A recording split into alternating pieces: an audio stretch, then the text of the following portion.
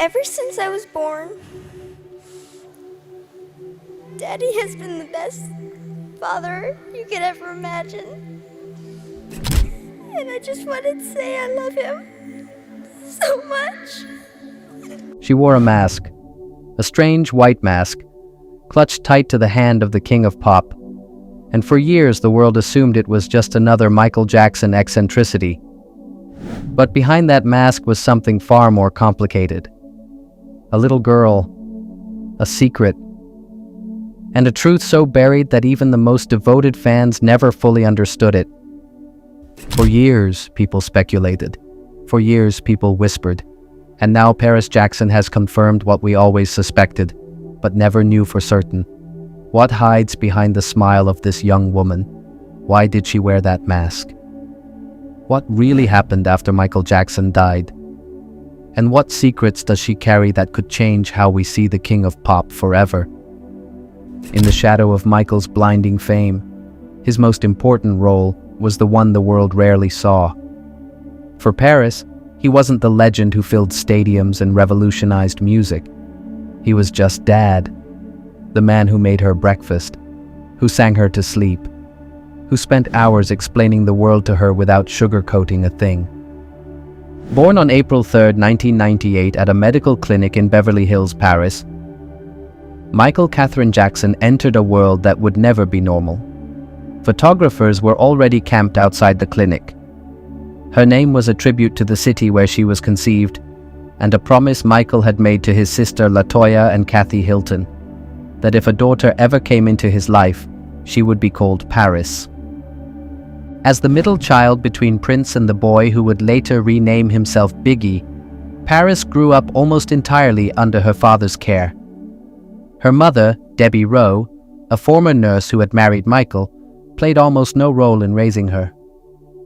After their divorce in 2000, Michael received full custody, and Paris grew up on the legendary Neverland Ranch, a place that would become, for her, both a wonderland and a gilded cage. Michael Jackson was obsessed with protecting his children. He knew from his own life what fame could do to a child. He had lost his own childhood, sacrificed on the altar of success before he ever had a chance to live it. And so he made a vow. His children would never suffer the same fate. Paris remembers a father who cooked with her, who read to her, who explained history and injustice without making the world sound like a fairy tale. And yet he also wanted them to experience the kind of normalcy he himself never had. He took them to Chuck E. Cheese, to Toys R Us. He let them eat junk food and watch movies. But the price of that love was high, higher than anyone on the outside could see. On June 25, 2009, on a sunny Thursday afternoon in Los Angeles, Paris's world fell apart. Michael Jackson, the immortal king of pop, the man who was everything to her, died in his home from cardiac arrest, caused by a lethal combination of drugs administered by his personal physician, Conrad Murray. Paris was 11 years old. She was a child who had only just begun to understand who her father really was, what he meant to millions of people, a child who was now thrown into the cold water of life without a lifeline, without anything to hold on to. The news spread like wildfire. The world stopped. Fans gathered in tears outside the UCLA Medical Center, outside Neverland, outside the house in Los Angeles. But while the world mourned its idol, Paris mourned her daddy, the man who woke her up every morning, who danced with her, who taught her to find magic in the small things. At Michael's memorial service at the Staples Center, in front of over 20,000 people and millions watching worldwide, tears ran down her face. Her voice shook, and with a strength nobody expected from an 11-year-old girl, she said, "Ever since I was born, Daddy has been the best father I could ever imagine. And I just want to say that I love him so much." Ever since I was born, Daddy has been the best father you could ever imagine. And I just wanted to say I love him so much. It was a moment of pure vulnerability that touched even the hardest hearts. But it was also the beginning of a nightmare that would almost cost Paris her life. After Michael's death, Paris and her siblings moved in with their grandmother, Catherine Jackson. Catherine did her best to provide stability, but life without Michael was unbearable for Paris. She sank into depression, fought crippling anxiety, and began to hurt herself. The world he had so carefully built around her no longer existed. She started wearing black. She withdrew. She rarely smiled. In June 2013, at just 15 years old, Paris made her first publicly known suicide attempt. It was a Wednesday, early in the morning, at 2 a.m. A family member found her in time. Doctors saved her life. But it wasn't her first attempt, as she would later admit. It was just the one that became public.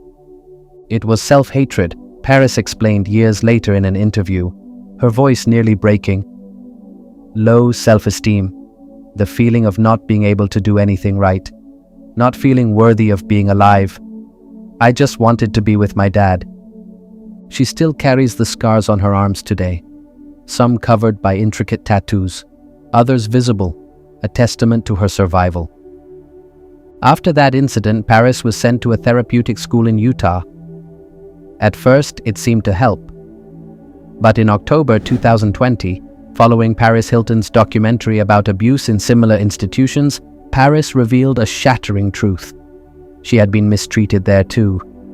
The place meant to heal her inflicted new trauma instead, leaving her with PTSD, nightmares, and trust issues that persist to this day.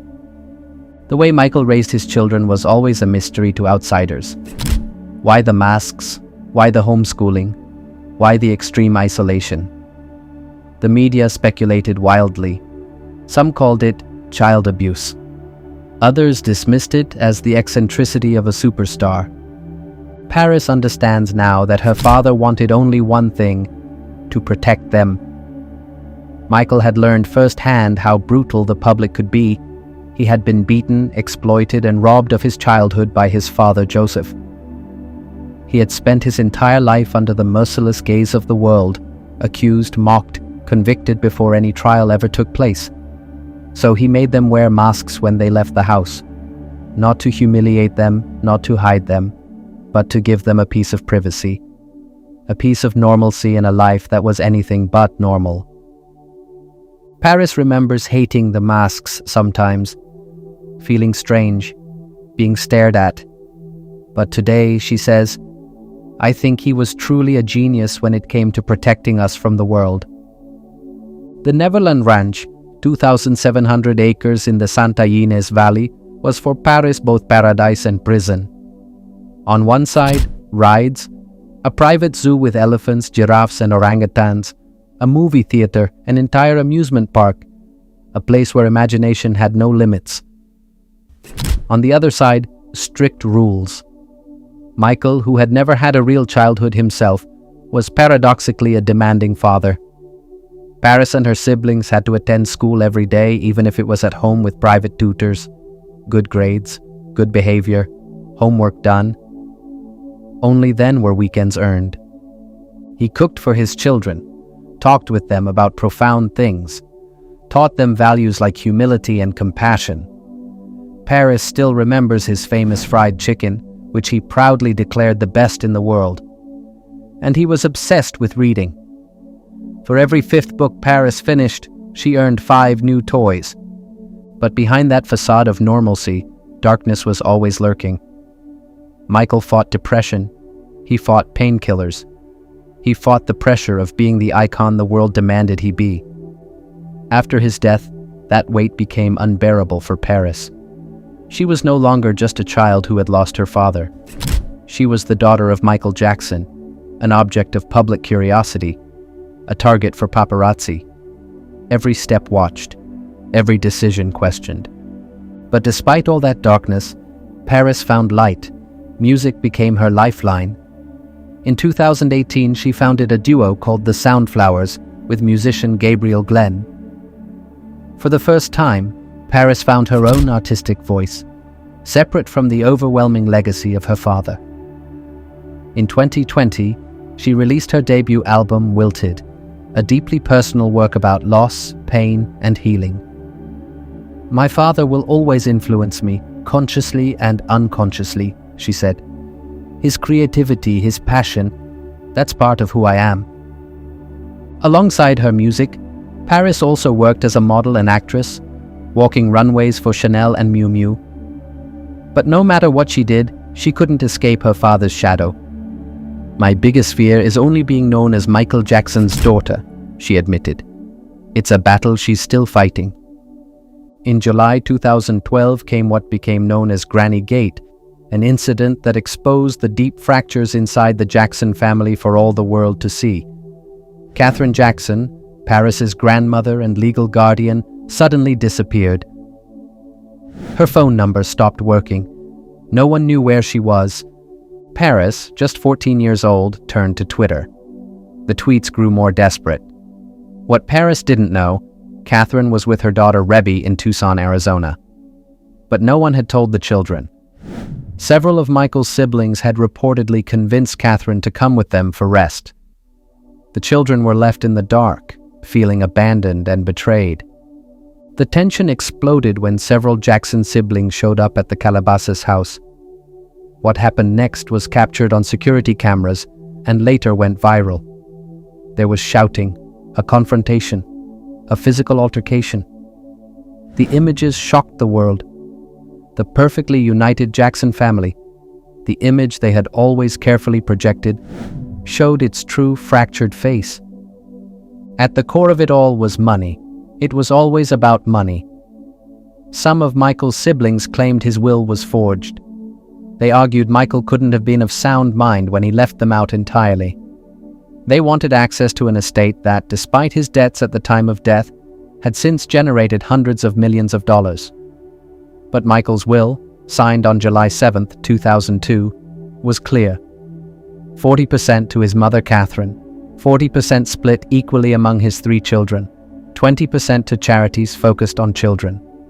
His brothers and sisters received nothing. The story of Michael Jackson's estate is one of the most remarkable financial turnarounds in modern history. When Michael died on June 25, 2009, he was technically over $500 million in debt. His lawyers described it as a financial disaster, but his executors performed something close to a miracle. In 2016, they sold Michael's 50% stake in the Sony music catalog, which included many of the biggest Beatles hits, for $750 million. In February 2024, they sold another 50% stake in Michael's own catalog, including Thriller and Billie Jean, for $600 million more. Today, the Michael Jackson estate is valued at approximately $2 billion, all debts paid. Paris's estimated net worth sits at around $150 million, but in July 2025, she filed a lawsuit against the estate's executors, accusing them of wasteful spending and refusing transparency.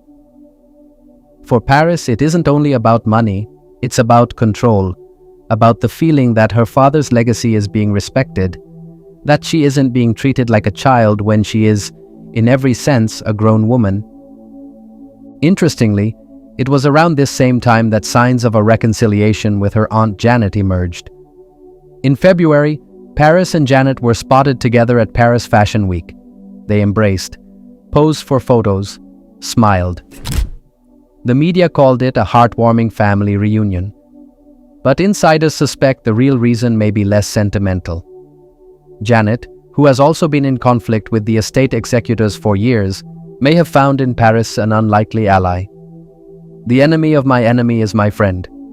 Paris's path to healing has been long and painful. There were times I regretted it, and times I didn't regret that it didn't work, she said in one interview. But several years later, I can say I'm truly grateful. Things have gotten better. She found healing through therapy, through music, through self-love. She is open about her sexuality, having come out as bisexual at 14. Open about her identity as a multiracial woman. When George Floyd was killed in May 2020, she joined Black Lives Matter protests.